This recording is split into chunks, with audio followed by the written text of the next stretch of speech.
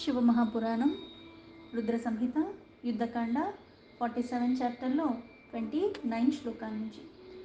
అంధకాసుడు వెళ్ళి శుక్రాచార్యుడు ఎప్పుడైతే కృప చూపించమని ఆ సంజీవిని విద్య ద్వారా మరణించిన దైత్యుల్ని పునర్జీవితం చేయమని వేడుకుంటాడో దానికైనా అంగీకరించి అంధకాసుడితో ఇలా మాట్లాడుతున్నాడు. శుక్ర ఉవాచ యత్వయా భాషితం తాత తత్సర్వాత్ తత్యమేవ హి ఏతత్ విద్యోపార్జనం హి దానవార్తా కృతం మయా. ఓ అంధకాసుడా, ఏదైతే నాతో వచించావో అది పరమ సత్యము. ఎందుకంటే ఈ విద్య ప్రాప్త దానవుల కోసమే. ఎందుకు? దానవులకి ఆ గురువు అన్నవాడు తను ఆశ్రయించిన వాడిని రక్షించాలి. అందుకు నువ్వు చెప్పింది పరమ సత్యము. నన్నే ఆశ్రయించి ఉన్నారు కాబట్టి ఇది దానవుల్ని రక్షించటానికే పొందిన విద్య. దుస్సహం కణధూమం వై విద్వా వర్ష సహస్రకం విద్యేయమీశ్వరత్ ప్రాప్త బంధూనాం సుఖదా సదా. ఇది నేను కొన్ని వేల సంవత్సరాలు దీర్ఘమైన కఠినమైన అవన్నీ ఆచరిస్తూ నిష్టగా చేసినది. అంటే ఇక్కడ ఎంత నిష్టగా చేశాడంటే ధూమాన్ని స్వీకరించి ఆ పరమేశ్వరుని నేను ఆరాధించాను. ఆయన ద్వారా ఈ విద్యని అప్పుడు నేను పొందాను. ఇది పొందిన కారణం ఏంటి అంటే బంధుగణులు ఎప్పటికీ కూడా సుఖంగా ఉండటానికి, నా బంధువులకి, నన్ను ఆశ్రయించి ఉన్న వాళ్ళకి, దీన్ని వినియోగించే వాళ్ళకు కూడా సుఖాలు కలిగించడం, అంటే వాళ్ళ దుఃఖాన్ని తొలగించడానికి, వాళ్ళ బాధను తొలగించటానికి. ప్రమతేర్మతీతాన్ దైత్యాన్ రణేహం విద్యానయ ఉత్తాపయిష్యే మ్లానాని శాస్యాని జలభుక్యత. ఈ విద్య ప్రభావంతో యుద్ధంలో దేవతల ద్వారా మరణించిన ఈ దైత్యులందరూ కూడా మళ్ళీ తిరిగి జీవించబడతారు. నేనందరినీ జీవింపజేస్తాను.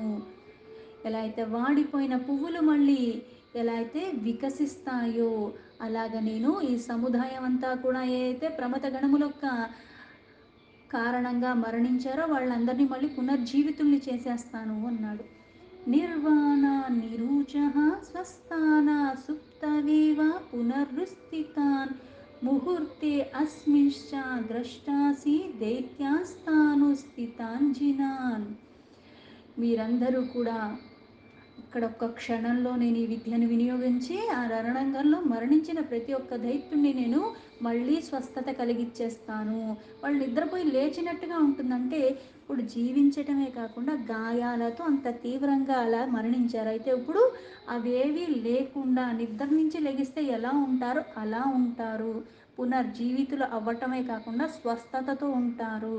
కొద్దిగా అన్నది కూడా బాధ లేకుండా అంతలాగా మళ్ళీ పుష్టిగా ఆరోగ్యంగా వాళ్ళు లేచి కూర్చుంటారు.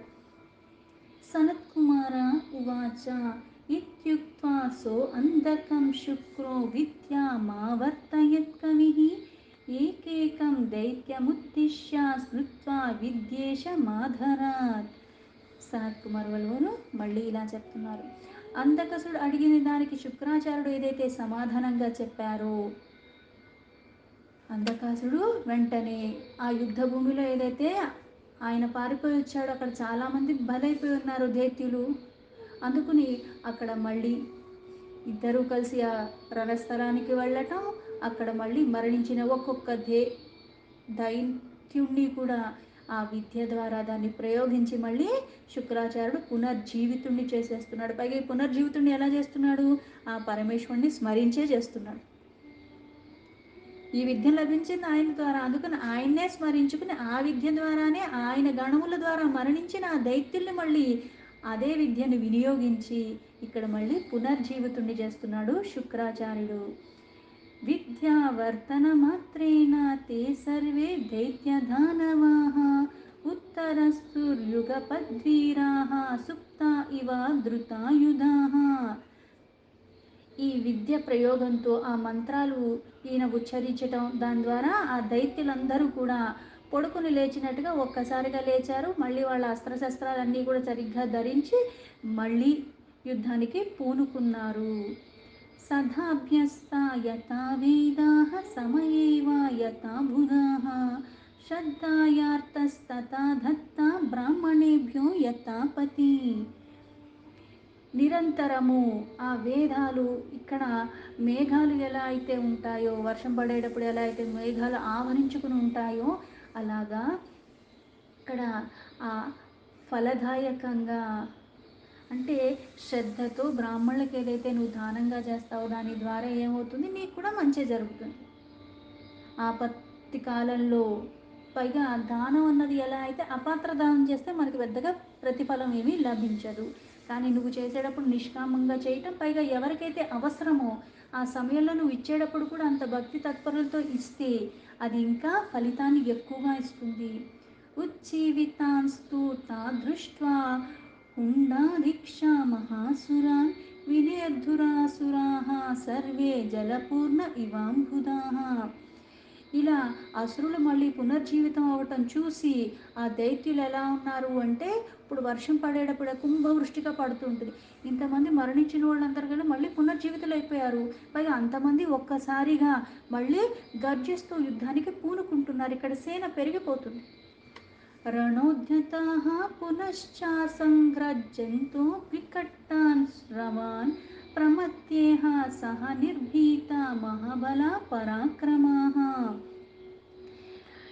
ఇక్కడ వికట ధ్వనులు చేసుకుంటూ గట్టి గట్టిగా గర్జిస్తుకుంటూ ఆ పరాక్రమవంతులైన దైత్యులు మళ్ళీ నిర్భయంగా, ఇప్పుడు భయం లేదు, మరణిస్తామంటే భయం ఉంటుంది, మరణించినా మళ్ళీ జీవించేవాడు పక్కనే ఉన్నాడు, ఇంకా భయం లేకుండా మళ్ళీ యుద్ధం చేసుకుంటూ వెళ్ళిపోతున్నారు. పైగా ఈ శరీరం ఎంత బాధకి లోనైపోయి మరణించానో ఆ బాధ లేకుండా పోతుంది. పునర్జీవితం అవటంతోనే మళ్ళీ ఎటువంటి బాధ లేకుండా మళ్ళీ పుష్టిగా తయారయ్యి స్వస్థతతో యుద్ధం చేస్తున్నారు. అందుకని వాళ్ళు మళ్ళీ ఆ యుద్ధం చేయటానికి ప్రమథ గణాలతో సిద్ధపడిపోయారు. శుక్రౌనో జీవితాన్ దృష్ట్వా ప్రమథ దైత్యధానవాన్ విశిష్మీరే తతః సర్వే నందాద్యా యుద్ధ దుర్మదాః. యుద్ధంలో ఇలాగా మరణించిన వాళ్ళందరూ కూడా శుక్రాచార్యుడి ద్వారా పునర్జీవితం అవటం అన్నది ప్రమథ గణములు చూశారు.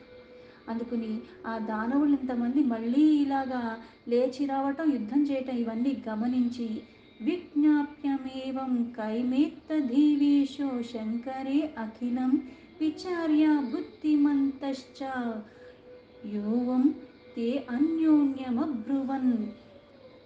వీళ్ళందరూ కలిసి మళ్ళీ ఆ పరమేశ్వరుడికి నివేదించుకోవటానికి వెళ్ళారు. అన్నిటికీ మూలమైన వాడు అందుకుని ఆ పరమేశ్వరుడి దగ్గరికి వెళ్ళి ఆ కారణాన్ని చెప్పారు. ఇలా ఆ గణములందరూ కూడా విచారించుకున్నా, అంటే ఎంతమందిని చంపేసినా సరే మళ్ళీ అందరూ పుట్టుకుంటూ వస్తుంటే ఇంకా యుద్ధం ఎప్పటి వరకు కొనసాగాలి, దానికి ఇంకా అంతు అన్నది ఉండదు. ఆశ్చర్యరూపే ప్రమతేరవరానాం తస్మిన్ తస్థా వర్తతి యుద్ధజ్ఞే అమర్షితో భార్గవ కర్మ దృష్ట్వా శీలాదపుత్రో అభ్యగమన మహేశం. ఆ ప్రమతులందరూ కూడా ఆశ్చర్యంతో ఆ యుద్ధంలో శుక్రాచార్యుడు చేస్తున్న కార్యాన్ని చూసి అక్కడ మళ్ళీ నందీశ్వరుడికి ఆ పరమేశ్వరుడికి సమీపానికి వెళ్ళి ఆయనకి మళ్ళీ ఇలా విన్నవించుకున్నారు. జేతి చోక్త్వా జయయోన్నిముగ్రామువాచ నంది కనకావధాతం గణేశ్వరానాం రణకర్మదేవ దేవేశ్చ సేంద్రైరపి దుష్కరం యత్ తద్భార్గవేనాధా కృతం వృత్తానః సంజీవితాస్తాన్ హి మృతాన్ విపక్షాన్ ఆవర్త్య విద్యామృత జీవధాత్రి మైకేకముద్దిశ్య సహేలమీష.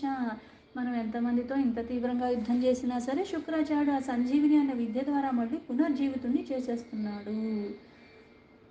అందుకుని వాళ్ళందరూ వెళ్ళి ఆ పరమేశ్వరుడికి, నిష్కలంకుడైన ఆ పరమేశ్వరుడికి విన్నవించుకున్నారు. యుద్ధ స్థలంలో ఇంద్ర సహితంగా అందరూ దేవత గణములు అందరూ కూడా, గణేశుడు, నందీశ్వరుడు వీళ్ళందరూ కూడా అంత కఠిన కార్యాన్ని వాళ్ళు తలపడుతుంటే ఈ కార్యాలన్నిటినీ కూడా మళ్ళీ పాడు చేయటానికి శుక్రాచార్యుడు మళ్ళీ వ్యర్థమైన పని చేస్తున్నాడు. ఏమని, తన సంజీవిని విద్య ద్వారా మరణించిన వాళ్ళందరినీ కూడా మళ్ళీ పునర్జీవితుల్ని చేసేస్తున్నాడు. వాళ్ళకి శ్రమ లేకుండా మళ్ళీ పునర్జీవితులు అయిపోతున్నారు. మళ్ళీ యుద్ధానికి వస్తాం, మనం ఎంతమందిని చంపినా వాళ్ళందరూ మళ్ళీ బతికేస్తున్నారు. తుహుండా హుండాది కాకుంభుజంబా విపాక పాకాది మహాసురేంద్రాః యమాలయాద్యద్య పునర్నివృత్తా విత్రాన్వయంతః ప్రమతాశ్చరంతి యతి ఆసో దైత్యవరాన్నితస్తాన్ సంజీవయేదత్ర పునః పునస్తాన్ జయః కుతో నో భవితా మహేశ గణేశ్వరానాం కుత ఏవ శాంతిః. యమపూరి నుంచి మళ్ళీ తిరిగి వచ్చినట్టుగా ఎలా అయితే తుహుండ హుండ కుంభ జంబ విపాక పాక ఇట్లాంటి మహాదైత్యులు ఆ ప్రమథగణముల్ని మళ్ళీ నశింపచేస్తున్నారని విచారణలో ఉన్నారు. అందుకుని మహేశ్వర, ఇలా మరణించిన ప్రతి ఒక్క దైత్యుడు మళ్ళీ పునర్జీవుడు అయిపోతూ ఉంటే ఇంకా మాకు విజయం ఎట్లా లభిస్తుంది? ఆ విజయం అన్నది సంభవం కాదు కదా. కానీ మీరు ఇంత శాంతంగా ఎందుకున్నారు? మీరు ఏదో ఒకటి చెయ్యండి అని. సనత్కుమార ఉవాచ ఇత్యేవముక్తః ప్రమతీశ్వరేణ సాన్నిధ్యేన వై ప్రమతీశ్వరేశः ఉవాచ దేవः ప్రహసంస్తదానీం తం నందినిం సర్వగణేశ్వరాజం. సనత్ కుమారు గారు మళ్ళీ ఇలా చెప్తున్నారు. ఆ ప్రమథగణములందరూ నంది ఇలాగా అందరూ చెప్పటంతో ఆ ప్రమతులకి ఈశ్వరుడైన పరమేశ్వరుడు మహాదేవుడు నవ్వుతూ వాళ్ళందరికీ కూడా అందరిలోకి మళ్ళీ శ్రేష్టమైన ఆ నందితో ఇలా చెప్తున్నాడు. శివ ఉవాచ నందిన్ ప్రయాహి త్వరితో అతీతి మాత్రం ద్విజేంద్రవర్యాదితి నందనానాం మధ్యా సముద్యత తథా నయాశు శయేనో యథా లావకమండజాతం. ఆ పరమేశ్వరుడు నందీశ్వరుడితో ఇలా చెప్పారు. నంది, నువ్వు ఈ క్షణంలోనే వెంటనే అక్కడికి వెళ్ళు. అక్కడికి త్వరగా వెళ్ళటమే కాకుండా ఆ దైత్యుల మధ్యలో ఉన్న శుక్రాచార్యుని ఒక్కసారిగా పట్టుకుని త్వరగా నా దగ్గరికి తీసుకొచ్చేయి. ఎలా అయితే పక్షులు తన పిల్లల్ని పట్టుకుంటాయో అక్కడి నుంచి విడిపించుకోవడానికి కష్టం, అలాగే నువ్వు పట్టుకుని తీసుకురా వెంటనే అని చెప్పాడు.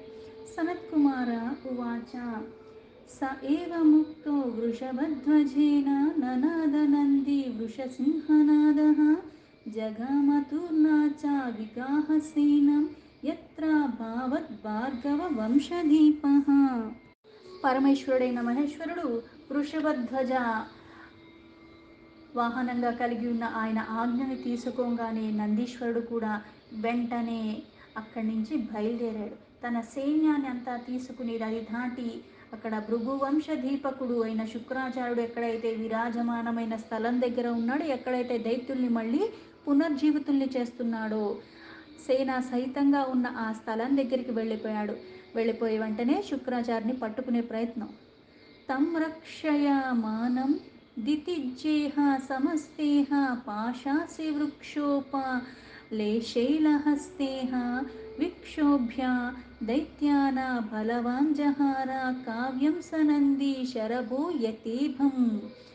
ఇక్కడ ఎంతో పెద్ద రాక్షసులు, పైగా ఈ దైత్యులందరూ కూడా పెద్ద పెద్ద ఆయుధాలు కలిగి ఉన్నారు. అంత పెద్ద పెద్ద శరీరాలు, దానికి తగ్గట్టు ఆయుధాలు ఉన్నాయి.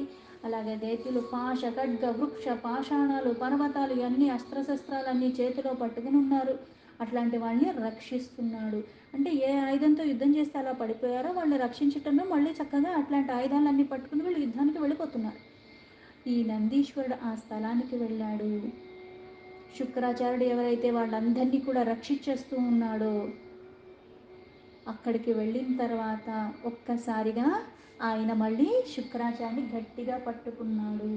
అంటే ఎలా పట్టుకుంటాడు? ఇన్ని చేత పట్టుకుని పర్వతాల్లాగా ఉన్న శరీరాలతో ఉన్నవాడైనప్పటికీ కూడా బలశాలి అయిన నంది ఒక్కసారిగా చుట్టూ ఉన్న దైత్యులందరినీ చెల్లా చెదురుగా చేసేసి వాళ్ళందరినీ పారద్రోలి ఈయన ఒక్కసారిగా ఆయన్ని పట్టుకున్నాడు. ఎలా అయితే ఇక్కడ శరభము ఏనుగును ఎత్తుకుని పోయినట్టుగా నందీశ్వరుడు ఒక్కసారిగా శుక్రాచార్యుని గట్టిగా పట్టేసుకుని ఇంకా చేతిలోంచి విడిపించుకోవడానికి వీల్లేదు. తత్రస్తాంబరం విచ్యూత భూషణం చ విముక్తకేశం బలీనా గృహీతం విమోచయిష్యంత ఇవానుజగ్ముః సురారయీ సింహారవాస్తయజ్జంతః. అంటే ఈయన పట్టుకోవటంలో ఎలా అయిపోయిందంటే ఇంక విడిపించుకోవటానికి వీల్లేదు. ఆ వస్త్రాలు జారిపోతున్నాయి, కేశాలన్నీ కూడా చెల్లాచెదరైపోయినాయి, ఆభరణాలు పాడిపోతున్నాయి, ఒంటి మీద బట్ట ఉండట్లేదు, ఆభరణాలు పాడిపోతున్నాయి. అంటే ఎలా అయితే సింహనాదం చేసుకుంటూ ఒక్కసారిగా ఈ దైత్యులందరూ కూడా మళ్ళీ ఆయన వెనకాల పరిగెట్టారు, నందుడు వెనకాల. ఈ నందుడు అంతలా శుక్రాచార్య పట్టుకుని వెళ్ళిపోతుంటే దంబోలి శూలాసి పరశ్వధాన ము ధుండ చక్రోపాలంకపా నానా నందీశ్వరస్యోపరి దానవీంద్ర వర్షావవర్షుర్జలదా ఇవోగ్రం. అక్కడ నందీశ్వరుడు ఎప్పుడైతే ఎలా అయితే వర్షం పడేటప్పుడు ఎలా పడుతుంది, ఆ మేఘాలన్నీ కూడా ఒక్కసారిగా కుంభవృష్టిగా పడతాయో అలాగా శూలము, ఖడ్గాలు, బాణాలు, పాషాణాలు ఇవన్నీ కూడా నానా ప్రకారమైనవన్నీ కూడా వర్షింపచేశారు. అంటే ఆయన ఇన్ని పట్టుకెళ్ళిపోతుంటే ఇక్కడ దేవతలకి శత్రువు ఆ దానవులు విడిపించడానికి చాలా ప్రయత్నాలు చేశారు. సింహనాదాలు చేస్తూ ఆయన వెనక పరిగెత్తుకుంటూ వెళ్ళిపోయి ఆయన దగ్గర ఉన్న ఆయుధాలన్నీ కూడా వేసి వదిలేస్తాడని, వజ్రాలు, త్రిశూలాలు, ఖడ్గాలు అన్నీ భయంకరమైనవి కూడా ఎన్నో వేశారు. కానీ నందీశ్వరుడు మాత్రం ఆ శుక్రాచార్యుని వదలలేదు.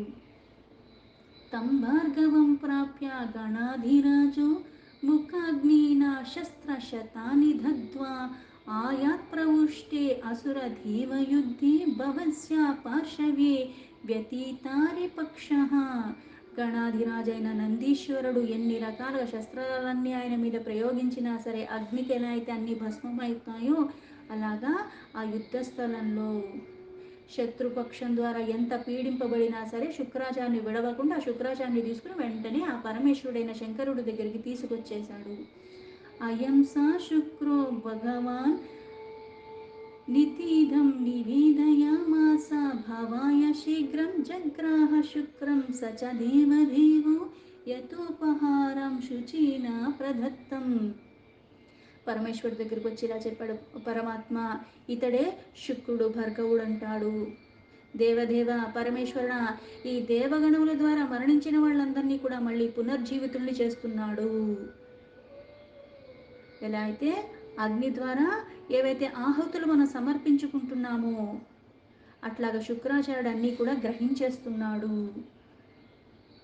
నకించిదుక్త్వా సహీభూతగోప్తా చిక్షేప వక్త్రే ఫలవత్కవీంద్రం హాహారవస్తేరసురేహ సమస్తేర్ రుచ్చే విర్ముక్తో హహేతి భూరి.